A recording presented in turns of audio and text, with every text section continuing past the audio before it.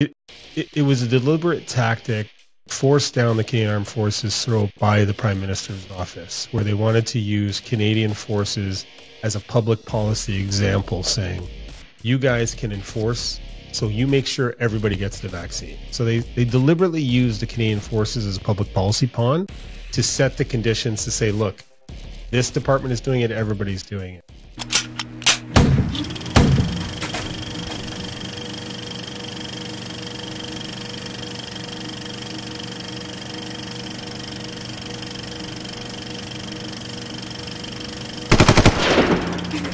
Hey folks, another episode of the Hard to Kill podcast coming to you, and today I have lawyer Phillip Millar. Phillip combines his operational experience in the military with his time as a prosecutor to lead a team of kick-ass lawyers and staff who love winning and taking on bullies. I love it. Specialist courses received in the military that assist in our trial strategies and approach to advocacy of psychological operations, information warfare, advanced reconnaissance, sniper training, airborne operations. Okay, you get the point. Okay. Phillip is the real deal. He's one of us, and he's defending a lot of us CAF members and former CAF members in the court of law. And I wanted to have him on because I know this is a health and fitness podcast, but as we all know, mental health is a very important component to being healthy. And when I see his posts on LinkedIn, and we'll share his LinkedIn feed in the show notes because it's a great one, it brings me a ray of hope. And I wanted to have him on to discuss some of the cases that he's been working on and with. But namely, he's been working and he's been defending James Topp, who was a guest on the podcast, episode 122, if I'm not correct. And I wanted to welcome him to the show today to have a chat about how he sees things unfolding and what his role is right now in this new world that we live in. So, Phillip, welcome to the podcast. And how are you doing? Thank you for bringing me on. Honored to be able to speak to your audience, and hopefully I can be of use to people. I find I share with you, like, a lot of people who served and who believed in stuff are kind of looking for a place to direct their energy, to get meaning back, and feel like they're being let down on so many levels that it can almost cause despair. And I feel that working these cases for the soldiers too. You know what I mean? Like it could be easy to get really down because you're fighting a government, right? The resource imbalance is so huge. Like, we can try to employ guerrilla tactics, but you still, when it's so big of a difference, it's quite hard to defeat them. So we get a few wins, and James Topp was exceptional human being who, I wish I could have done a lot more for. Mm-hmm. Yeah. So let's get into that. The James Topp case, I spoke to him when he was on the road, literally walking across Canada. In and of itself, a major feat. And it's not something that somebody would do if they didn't feel absolutely 100% behind the cause. And this cause was that the Canadian Armed Forces was treating him, but not just him, members of the forces unfairly. And this isn't the Canada that James Topp served proudly for decades. So he wanted to do something that is typical of really good Canadian leaders in the CAF. They take action. What is it about James' case that compelled you to get involved in it? But it's not, when we talk, I don't see the world in black and whites anymore, and people want to label people as right-wing, left-wing, extremists, libtards. I often find the answer is somewhere in the gray zone, and you need to speak to everybody who cares. But far too often, we're not really exploring. We're more focused on being right than solving the problem. And you can see that sometimes when you're arguing with your spouse, or you see it with lawyers who pay. Anyhow, so when I first saw the video before I knew him in uniform, I was like, what the fuck is this guy doing? Like, you can't do that in uniform, even if you don't disagree. Like, it's just a fundamental thing of our government, right? Like, I can't, you can't say the Vietnam War is wrong, or you can't say, our sexual assault policies are wrong. It's just kind of a fundamental thing. But what compelled me to to really kind of invest my heart and soul and time, not in a profitable way, to James Topp, is I felt immense conviction and character. And too often, a lot of people who are struggling, and especially people who try to fight the government, they don't really get the right advice early, and it can make it very difficult to win a case for them or win a cause from them, because they're kind of just around a few guys or girls who think the same thing, and they go, yeah, it's fucking, and James could have been used a bit as well at the beginning. Like everybody is using people, but as he said, like to walk 40 to 50 kilometers a day when 70% of the Canadian forces with blue hair can't do the BFT, you know what I mean? Like it's 13 kilometers. It shows some conviction, especially the irony of the Canadian forces saying he was, a health risk because he didn't get the vaccine, which was, and I don't know if he spoke on your podcast about not being able to help with the floods, but to me it was just really compelling. I could viscerally feel what a guy who's a master sniper, so qualified, just that perfect kind of quiet soldier who does the work, doesn't really ever draw attention to himself. Like of all of his service, and how he walked across the country so humbly, it spoke to me in a way, and so I just I offered to do some work to try and help him out, and in the end, it's depressing how a faceless corporation or government organization will just kind of drown you by not caring. And we saw this a little bit in the guilty plea hearing that we just had in Vancouver last week. Like, how cold it was for the prosecutor to compare his actions to January 6th or mutiny. And the media didn't cover that fair. Yeah, can we get into that a little bit? Because I read the report, and I talked to Catherine Christensen too, pretty regularly about what's going on. The fact that this was a court martial, and the issue being, a former member of the Canadian Armed Forces, even being an officer of the Canadian Armed Forces, I don't think I understood the military justice system well enough. Why did James end up getting court-martialed in the first place? Was it the fact that he refused vaccination, or was the fact that he was, or maybe a combination thereof, was it because he was a threat to good order and discipline? Yeah. How did an individual get to that point? Because there was a lot of individuals that never got to court-martial and were just 5F'd from the military. So why was James now in the court-martial process? I can explain that to you, because I represented a whack of service members who were being 5F'd, and I went to the federal court, tried to get an injunction. So it was a deliberate tactic forced down the Canadian Armed Forces' throat by the Prime Minister's office, where they wanted to use Canadian forces as a public policy example, saying, you guys can enforce, so you make sure everybody gets the vaccine. So they deliberately used the Canadian forces as a public policy pawn to set the conditions to say, look, this department is doing it, everybody's doing it. And I know from insiders and internal memos that they were told at the highest level, the Chief of Defense Staff, this mandate is not needed for operational reasons. It's likely not legal, and we don't need to do it. And when they pushed that up to the Prime Minister's office, they were told, too bad, do it anyhow, even though you're telling us that it's not required and it's not legal. And to answer your question, there's a section in the NDA 126, failure to take a vaccine.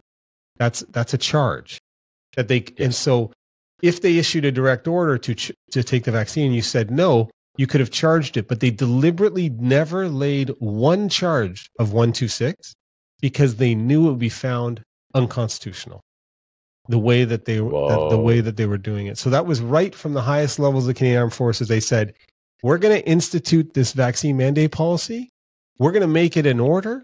And if they don't do it, we're not going to charge them with the charge that's on the books. We're instead going to 5F release them administratively and kick them out as unsuitable for further service. It was, I think, I don't want to say evil, but it was actually like really destroyed the lives of a lot of good people who are irreplaceable. And so across the whole Canadian force is not one charge. James Topp was charged because he under Section 129, because he criticized the government's policy while in uniform, right? Oh, And so okay. what happened on that February 13th, I think it was 2021. And if you heard the story, the media didn't cover it. It was so disappointing because you actually could viscerally feel the struggle he was feeling before he made that video. And it's public, but he got emotional. I got emotional. The judge was emotional. He described that he put on his uniform and he didn't know what he was going to do in his uniform. And as we know, sometimes military people, they define themselves through their uniform. He belonged to a reserve unit for a short amount of time, but he put on the uniform that mattered, like his Patricia uniform. His Patricia, yeah. Yeah, and he kind of admitted very movingly that he was thinking about killing himself in that uniform, and instead he decided to film something. And it's really like, it gives me shivers because we didn't lose a man who gave so much to us. And he said in the video, I'll take responsibility for making this video. I'm not representing Canadian Forces. I'm wearing this uniform because this is who I am. And he said he took responsibility for it. And then he said he's going to do a walk in protest. And just no media other than, like, I think the Epoch Times or Western Standard too, I think. Western Standard in the North kind of got into that. But, all the CBC wanted to say was, anti-vax guy compared to mutiny. It infuriated me because it didn't capture the emotion. But that's why he was charged, because it was public. And then he went to the protest the same day. He filmed his own video in the morning with his niece. Very polite, very professional, not egoic, not like... Then he goes to the trucker convoy protest close to him, and a professional videographer there interviews him. That goes viral. And why he was hung out to dry is because he pissed people off in Ottawa. But I think the positive angle to the story, and he knows this, is he made a difference. So history will treat him as somebody who made a difference, right? He 7 months he walked 50 kilometers a day. Like, he suffered, right? And but it was also a way of him kind of dealing with the demons of, I can't deal with this vaccine. What the vaccine has unfortunately done as well is it's polarized people way too much on political lines, right? Because I remember when we were deploying to Africa, right? The same rural people, like the ability to go to Africa and blow shit up, they would sprint to get vaccines, or like literally sprint to get them, because that's where they placed value at that time, was to get these missions, because there wasn't a lot of missions back then. It was Cyprus, right? So it's interesting for people to reflect and say, okay, how do things really matter to us? Because then the politics, by the time we got to 2021, we were kind of bifurcated along this. Nobody was talking about the vaccine intelligently. It was either terrifying or microchipping us, right? And the answer is somewhere in the middle there. Like, 5G towers are messing with yeah. It got so overwhelming. And the thing that bothered me the most, I spent most of my youth in school in science. I have a degree in biochem. I wanted to become a science teacher for exactly this purpose. I wanted to ensure the next generation had a good grasp of basic scientific principles and how science works, so that you couldn't get hoodwinked in a society that uses science to be weaponized, so that it forces you into a bad decision that clearly benefits the powers that be. And come along COVID, and that whole scenario, that dystopian type of nightmare that I was envisioning, was happening. And I just couldn't believe that people were being polarized based off a medical decision. It's, it'd be like, use any other medical decision, like being polarized politically based off vasectomies. That doesn't make any sense.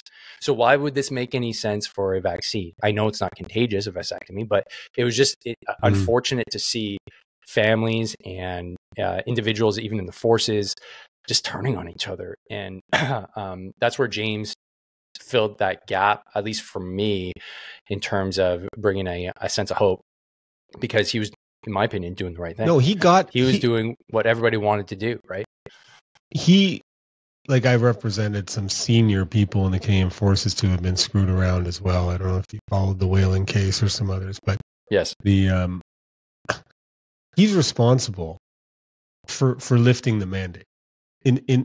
not solely, but in a large part, his walk, that big walk into Ottawa, it wasn't the trucker convoy. And there was a lesson to that in that James was very calm. Even when he was walking, if somebody came with a flag that said F you Trudeau or Canada is this, he would order them to take it down. Like he was a professional person. He was like, we're walking to raise awareness. And so he would kind of tamper down everything. And so, I think his great takeaway is that he actually changed it because people didn't get 5F because he got that policy change and they still have their careers. And when people tried to flood him with money to pay for this fucking fine he has to pay, he directed them all, like in the last week or so, to give to other veteran families. He didn't want somebody to pay his fine. He said, I would take responsibility. That's why he pled guilty, right? And there's a lot of people who wanted me to run a giant kind of circus trial. But he was on video saying, I take responsibility for making this statement. I said, James, if you're a man of your word, then you got to plead guilty. You knew it was breaking it, right? And then I just spent all of my energy trying to get him a discharge. I could tell the judge wanted to give him a discharge. It was like she couldn't do it. And where I lay a lot of blame is at the feet of the military and the prosecution, because there was a major artillery officer who did something in the East Coast and we didn't know what happened. I only just found out that they actually dropped the charges against him. Right? Oh. And he did a video that was much more vitriolic and angry. Major Chklowski or something like that. I think I saw it. He had a beard. He was sitting on his couch. Yeah. And if you compare his video and then the words that James spoke, which was just so soft, the fact that they knew that they had withdrawn it and nobody else knew, and then it only comes out after top sentencing is dirty. And, the director of military prosecutions, I don't know what his career aspirations are or whatever, but to say that you could drop it against a major, but keep it going against a warrant officer is sickening.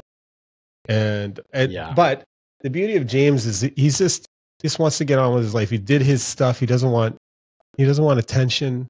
He's served. He wants to go back to his community and keep his job. He's an honorable man, and he's somebody who should be lionized as an example. And that's why we have such a recruiting problem. Like when the media, nobody who really wants to serve is joining. Like it's people who want to have safe spaces. You know what I mean? Like every minute of the day. Yeah, let's get into that, because like this is where the kind of the mental health thing really comes into play. And we're both veterans. My perspective, like I'm critical of the Canadian Forces and Veterans Affairs because I love it, because it made me the man I am today. It's not because I want to tear it down or see ill come to it. And the individuals I still think are good individuals that are in there. I know individuals that are in there. They're great human beings, but it's just like we're in this time and era that is completely antithetical to how I see the military being run and why we have a military, and essentially like why we have a country, because for me it's that important. So to speak to how the shift has happened towards, I don't even know how to describe it. You're talking like blue haired, like no dress regs type standards. Do you feel like that is having a negative impact on those that are serving? Because it's having a negative impact on me and I'm not serving. Is this something that is kind of part of what we're seeing? The mandates, James Topp was kind of like, James Topp represented like the old guard, the old school, like harken back to like World War II era, grit, determination, leadership, do what needs to get done, kill Nazis, and then go home and start the greatest generation. We don't want that anymore. And so we're ushering in this new kind of, I don't know, blue haired, do whatever you want type attitude. Is that what we're seeing? And is that having, from what you can see, a negative impact on those that are serving that still want to be in the military for the right reasons, for the traditional reasons? Yeah, I think everybody's getting hit from both ends. Like if you, it would be hard for me to stay in the military if I was still in, just because there's no chain of command support, and everybody, it's what's happening in the military is kind of what's happening in other governments and corporations, is that we're promoting based on compliance and obedience. So like in a hospital administration, in the Ministry of Health or Transportation, if you toe the party line, accept authority and are obedient, that's the path to promotion. Right. And so in the old days, we used to reward critical thinking, people who stood up for principles. We didn't destroy a career on one mistake, because in order to become great, you have to make a lot of mistakes. But promotion and reward is now being attributed to people who are clean enough to bear the scrutiny of the media. Right. And sadly, you can't take 10,000 people into DEP, or, you know what I mean, if you've never made a mistake. Like, and so politics has conveniently laid like remember those overlays that we used to do on maps over the Canadian forces, and is saying, if you're not perfect at every political correct level, we're going to kill you. Like, we'll destroy your career. And there's a few bad actors, Mercedes Stevenson, who, if anybody knew her history, she's the one who is the reporter behind a lot of the leaks of senior officers. Jody Thomas, who is the Assistant Deputy Minister of National Defense now in Trudeau's inner circle. They were leaking stories all over the place because it was politically expedient. And then what ends up happening is the senior officers are terrified. And I don't even understand. Like, General Wayne Eyre, you're Chief of Defense Staff. Like, you're not going to get promoted. Right? Like, there's nowhere to go. Right? You can get a job in industry, and maybe what happens is you get up there, you meet connections within the liberal kind of money structure, and they offer you it. But I'm like, when the government tells you to enforce a mandate that's not necessary, and you know is going to hurt a bunch of people who have served for decades, like, just resign. But something happens to these leaders, so they're not acting. The troops are terrified, right? There's also a large segment of females who feel they want to have a place there, but the dialogue is now just always about how bad the military is. And I gave a talk the other day. Nobody has really looked at the numbers. I have a bit. If you look at like the Department of Energy and Resources, or a comparable size to the Canadian Armed Forces, there is not more sexual assaults in a similar sized organization than this one. So why is it getting all the attention? My point. My point. Thank you. But there is now. There's way more now, and this is where there's no thinking. When the military adopted a policy to try and fix it, of paying out an allegation without an investigation, you commodify an allegation, and of every 100 people, there's going to be 10 who will lie or fudge facts to get $100,000 tax-free. So the numbers are like, and there's just no thinking. Like, nobody can stand, like, our society is infected with the inability to think, like, you know, what we did with kids during COVID, or some policies we're doing. It's nonsense. And the Canadian Force has been a tool for a social agenda. And unfortunately, I don't think it's until we're in a fighting war that it's going to change it. And there's a few isolated communities that are staying together, like the JTF, you know. But, you know, my daughter's thinking about joining, and I told her, hey, sometimes the best time to join an organization is when it's in a rebuilding, restructuring phase, because you can be part of the problem, and 10 years down the road, you can have a great career, as opposed to joining something when everybody is joining, which is like during the first Gulf War or something like that. Then you get in a cadre. I don't know what your rank was, but like, if you join in a year when a bunch of people join the same year, it's harder to get promoted. But you know, I still believe in the purpose of defending Canada. But I can't imagine what the morale is like for a lot of people. And this unit that I was in, where this court martial was in, the New Westminster Regiment in Vancouver. Yeah. It was, I hadn't been in a reserve unit for a while. It was a very interesting collection of humans, like in terms of hair color. And I'm not saying like, but, you know, we in the military learn not to judge people based on first impressions, right? Because often it was like a small newfie who became the toughest motherfucker, right? And it wasn't just the big muscle bound. But I think building a tribe within your organization is necessary. And when you focus on individual identity as a starting point, you can't build group identity. And they're happy to get a paycheck. Nope. I don't want to talk too much without talking to you, but one of the things that I like that I did is the colonel of that regiment, this guy, Colonel Chan, wrote a kind of a victim impact statement saying that Warren Topp's actions hurt us and hurt morale. And I'm like, what type of fucking leader blames one soldier for his unit's issues? Like, he wasn't honest about it. And I insisted on getting him on the stand. Oh, you're pulling it up. Yeah. I don't know if that's called it, but I ripped that guy he's apart up for on the 2 screen. hours, and his troops were in the unit watching him. Like, he is the example of the type of poor leader we are building, but he's obedient. He wrote that statement to please and baglick his superior. He wrote it not with any consideration for the sacrifice and personal struggle that James Topp went through or other soldiers went, and he was unable to answer questions well. And you could just see all his troops in the court-martial nodding at the questions. Like, it must have been, but he wouldn't even look at his shoulders. Like, he was arrogant, and the contrast between Warren Topp and him in terms of who somebody would follow to war could not have been bigger. Yeah, that's a conversation I had with one of my friends too. Like, we were both officers. He still is, and that idea that you go to bat for your troops no matter what. You know what I mean? You're the superior, man. It's not like superior in terms of like noble Englishmen where like, you look down upon them, but that seems to be like what the attitude is for a lot of, like you said, these officers. And I'm also glad that because there's a court martial, this actually gets out to the public. Like, this is public news. I'm showing it on the podcast. This is not something that's just behind closed doors at some random reserve unit. No. This was big news.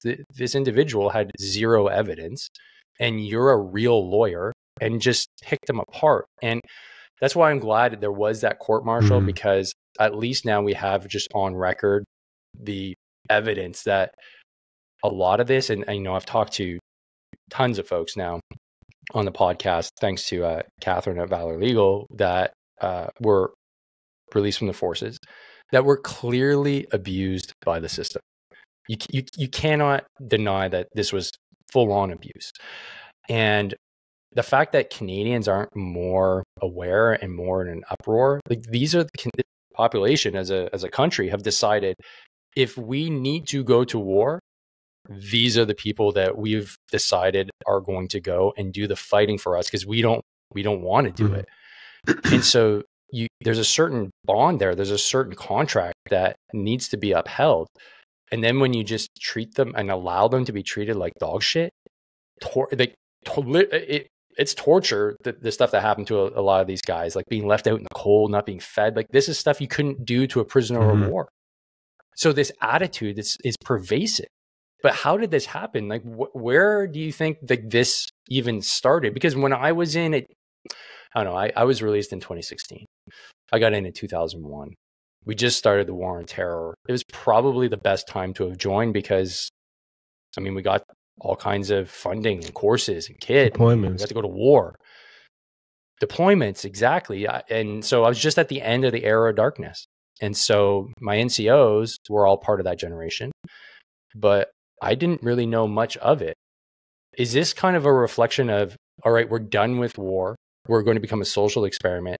So therefore, our leadership is going to reflect that new social experiment that is going to reflect Canadian values. So let's get rid of all the war fighters, the warriors, the individuals that would actually sustain us in a war, to actually reflect this new, it's just another department, right, of the Canadian government. It's not the Canadian Armed Forces. It's just basically like, Finance Canada. Is that kind of what's going on here? This pervasiveness in the officer ranks, at least? What I don't want is what I'm saying, to make people more, they shouldn't get more depressed, because a lot of people live in a world where it's like, hey, everything is supposed to be the way I want. The reality is the universe is cold. It doesn't care. And the same applies in organizations, government, and the military. So every generation has complained about their leaders in the military or wherever. But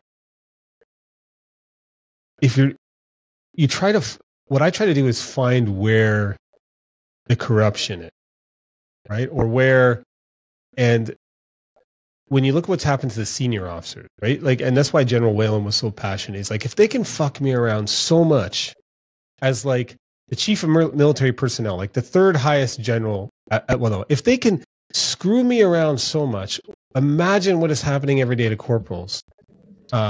If so, and that's why we decided to do a public court-martial at the risk of embarrassing him, because he said, this is what I need to do as a leader to expose some sunlight on it. But, like Mike Rouleau, who is a VCDS ex-JTF guy, right?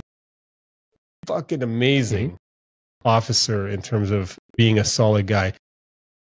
The Deputy Minister of Defense, Jody Thomas, person I talked about, she tried to give direction to the military, saying that they were going to release the names of any officer, senior officer, where there was an allegation before an investigation could be completed and a decision to charge was done, which just, as an ex-prosecutor, goes against everything about due process.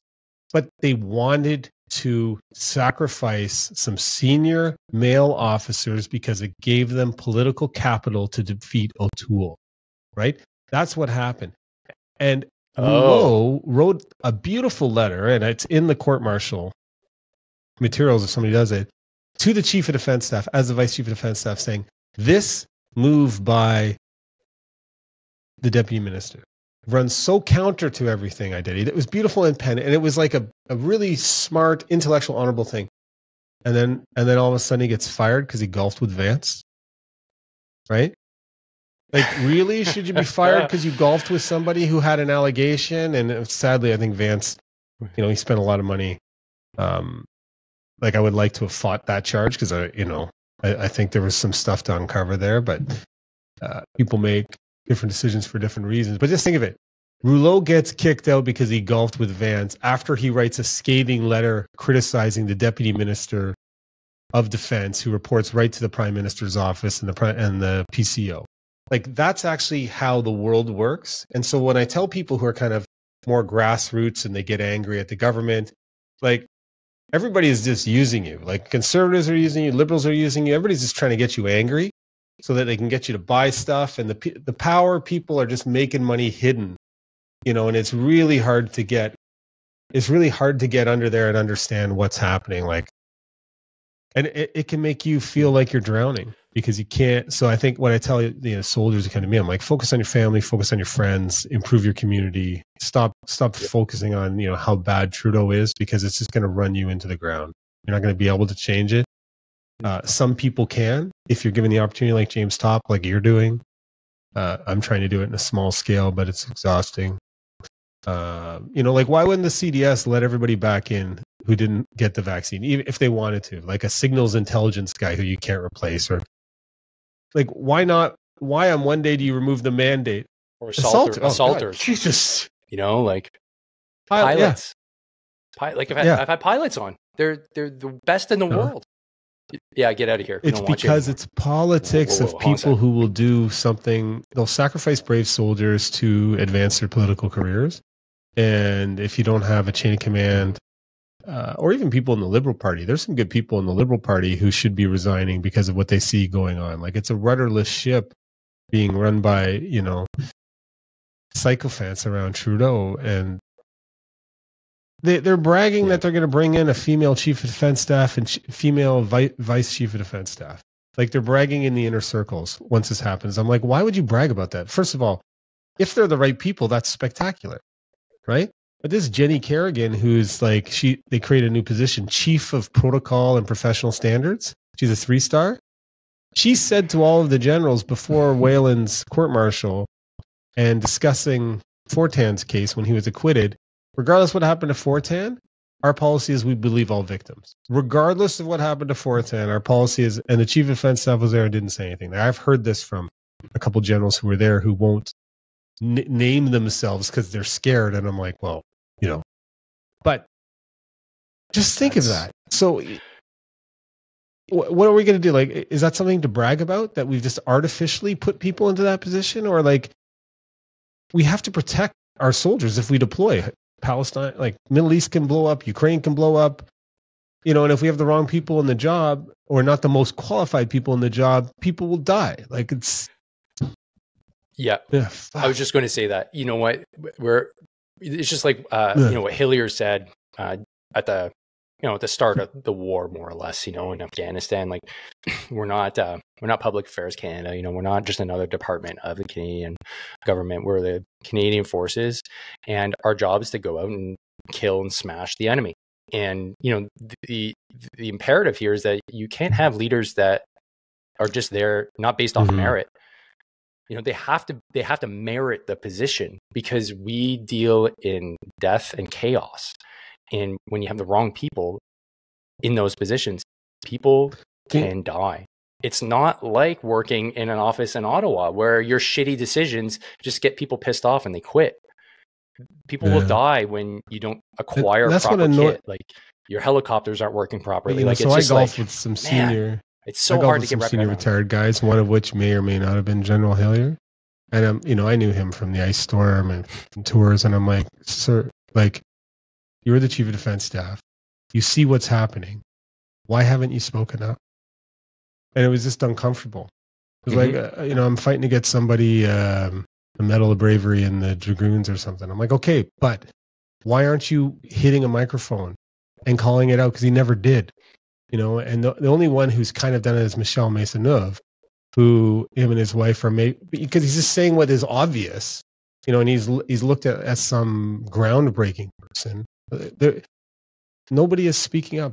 We've been cowed, but I don't want like your listeners or the corporals or the people who are just, I don't want them to get stressed, because it's not their job to fix it. You can fix your backyard. You can go volunteer down the road. You can be happy because you've been gifted with skills, right? So it shouldn't make you unhappy. So I just would say, because I got to go soon, but don't tie your happiness to policies from institutions you can't control. Just remember the good times, help out your battle buddies, and try to make some kindness in your community, because it can drive you nuts just criticizing how much stupidity is going on at high levels of government in the Canadian forces. Mm-hmm. Yeah, that's a very important message, and aligns very well with Stoic philosophy. You can only affect that which you can actually control, and that's usually within arm's reach of your life. And when you start incorporating the global geopolitics of everything into everyday life, that's where you start spinning out of control. And I've been guilty of it. I'm not just trying to say that I'm I'm talking from soapbox here. This has been hard for me too. And thankfully I get to put my ideas out into the universe and have them kind of forged in the fire, I guess, with guests like yourself, and to kind of, make sure my perspective and to have a counterbalance to what I'm thinking, because just from what you're saying, especially from what you are able to see at a much higher level, right? It's the same thing that, I've been preaching and I've been hearing for, quite a while now, is like, control what you can control, get involved. And I went to see Jordan Peterson live in Ottawa. It's exactly the same message he had. He's like, imagine everybody in this auditorium or in this stadium went out and just took action, joined the school committees, started coaching sports, just got involved, maybe got involved politically at a local level. You would see in 10 years a massive shift towards common sense. And we've just kind of abdicated that responsibility because, a lot of us are busy and we just didn't see a need. Also, they got to be aware from a mental health perspective that the way the algorithms on social media when you're isolated work, it's a lot of work to spend 5 years to change your local municipality, right? Social media is much quicker. The algorithms feed you stuff that gets you angry because it keeps you on the platforms longer, and then you anger post, anger tweet. Yeah. And it's the appearance of doing something, but nothing happens, and it contributes to the depression. You actually just have to get out there and dig a trench, build a habitat for humanity. That's where the happiness can come from. But the social media stuff is actually crushing a lot of the people who we need to affect change at a local level. And so I would say get off of those, get out of the bubbles, talk to people. If you're very conservative on some issues, go and meet somebody and become friends with somebody who's got a different opinion of yours, and vice versa. Like, we have to get back to being a community, because I can like somebody who has a different opinion than me, but I don't respect a pussy who won't stand up for what's right. Yeah, basic democratic values of being a citizen, right? And the military was a perfect example of throw a bunch of people from all over the planet or all over the country with a bunch of different views, but all unify under one common mission, which is lacking in my opinion right now. But before we wrap up, Philip, just some parting words and maybe some updates as to what's going on your end and what to keep an eye on. I would tell veterans and soldiers to be very careful about being used by people who are making money off you, whether it's in legal actions, whether it's for political purposes. You've sacrificed. Don't get angry and be used. Like I want the guys and women who serve to be happy and obviously there's going to be a big civil case for General Whalen that I'm focusing on disrupting. I want to shed some sunlight on what's going on back there, and I can tell they're scared. It's just there's so many soldiers who want help, and I think more than any others, I'm somebody who says, look, I'm not going to give you false hope or take your money if I can't do it. I'll generally say, hey, like, let's go focus on your local soccer club. So be aware that there's a lot of people that will feed off your anger.